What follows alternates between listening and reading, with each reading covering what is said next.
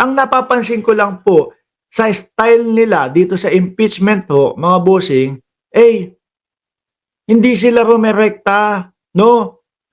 Yung paraan nila para mahinto, para ma-dismiss o para maudlot yung impeachment, eh ibang ano po, iba po yung dahilan nila. Hindi po yung tipo bang, oh, eto kulang kayo ng ebidensya, no? Hindi dapat maituloy ito. Oh, eto, wala naman kayong mga witness, hindi dapat maituloy ito. Oh, eto, no, yung mga dokumento at yung mga inyong mga ebidensya falsipikado. Hindi dapat maituloy ito. Ganon dapat yung mga dahilan no? Para po wag maituloy yung impeachment o para po, kumbaga, yung mga delay-delay nila.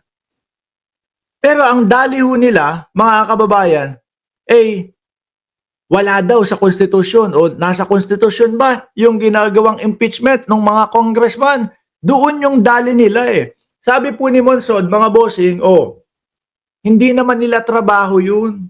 Ang mag-question sa konstitusyon ng impeachment, trabaho daw ng Supreme Court yun. Di po ba? Constitution Framer Monsod, Senate's job is to try Sara Duterte. Litisin. Hindi questionin yung constitutionality ng impeachment.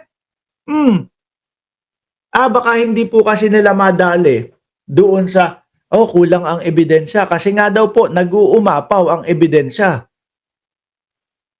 No? Talagang napakadaming ebidensya. Miski ho tayo, mga kababayan. Nanonood po tayo doon sa mga Congress, pinapanood po natin araw-araw, ay hindi naman araw-araw, kada linggo, kada isang linggo, kapag ka may hearing diyan sa good government na pangunguna po ni Joel Chua, pinapanood natin, naiintindihan natin lahat to. Naku po, etong merong mga hindi masagot. No? Naku po, ano ba 'yun? Confidential funds. Tapos yung gwardiya o bodyguard ni Sara Duterte yung kumukolekta. Hindi naman ganoon. Madami pong mga witness na magsasalita. Kaya malabo na ma-dismiss o malabo na ihinto nila yan. Pero sa pamamagitan po ng pagko-question kung nasa konstitusyon ba, yun yung dinadahilan nila o yun yung ginagamit nila pang-delay dito po sa impeachment.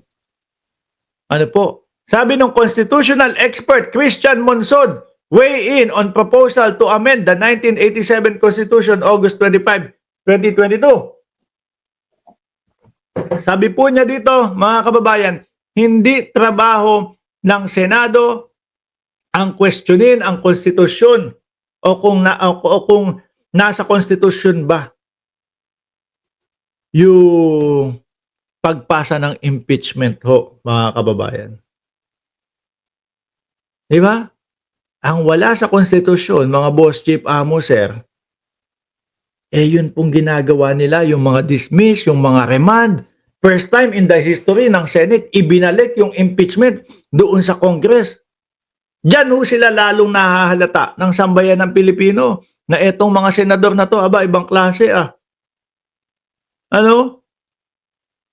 Pinapatagal nabubuko, nakikita, nahahalata na talagang dinidelay nila sa pamamagitan po nung una sasabihin nila, naku po, mag-aano na kami, magre-recess na kami.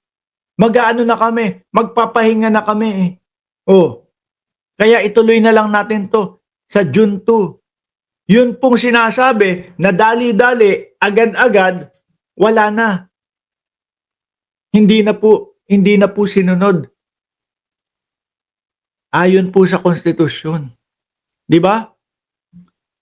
Sabi dito, lawyer Christian Monsod said the impeachment complaint constitutionality is not for the Senate to look into. That is an issue that the Supreme Court to determine if there has been grave abuse of discretion on any branch of instrumentality of government that amount to lack or excess of jurisdiction. No? Supreme Court, hindi Senado. Parang tinatanong ng Senate sa House, is your charge Yung complaint nyo, is it constitutional? Parang sinabi nyo naman na hindi inayos ng maayos o hindi talagang nirebisa ng Congress yung kanilang ipinapasa na impeachment complaint. Binalik lang ho nila. Di ba? Oy, babalik namin sa inyo to. Bakit? No? Check nyo muna kung nasa konstitusyon itong mga pinaggagawa nyong mga impeachment complaint para tumagalo. Ngayon, ano sabi ni Escudero? Sabi, nasa ano po yun? Nasa 20th Congress po kung gusto nila ituloy yung impeachment kay Inday Sara Duterte. Biglang nagpasa na ng 20th Congress. So ngayon ho, mga bossing, dakuin natin, ano po ba ang sabi nung isang senador na uupo po sa 20th Congress, mga kababayan? Ito pong si Bam Aquino.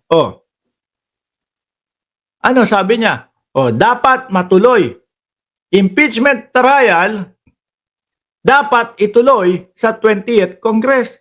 At ako ho, ang nakikita ko dito, mga kababayan, is pondo ng bayan to eh. No? Kaperahan ng bawat Pilipino to eh. Ikinakaltas ito sa bawat isa sa atin, mga bossing. Diba? Ikinakaltas sa bawat isa ito. Kaya hindi dapat idinadahilan dito, hindi na pwedeng ituloy eh. No? From 19th to 20th Congress, hindi na dapat ituloy eh. No? Kasi ganito, ganyan. Mahalaga po at importante pong parte ito, mga kababayan, lalong-lalo na po ng ating bayan. Pag ito po lumusot at hindi man lang dumaan sa trial, mga bossing, tandaan nyo po, mas madaming mga nakaupo sa gobyerno ang iisipin nila, nako, kapag madami pala tayong friends doon sa Senado, ligtas na tayo doon sa impeachment kasi madami silang magtatanggol. At sa Senado pa lang, pipigilan na nila. Di ba? Ganyan po ang iisipin, mga kababayan. Sabi dito, Senator-elect Bam, impeachment trial dapat ituloy sa 20th Congress.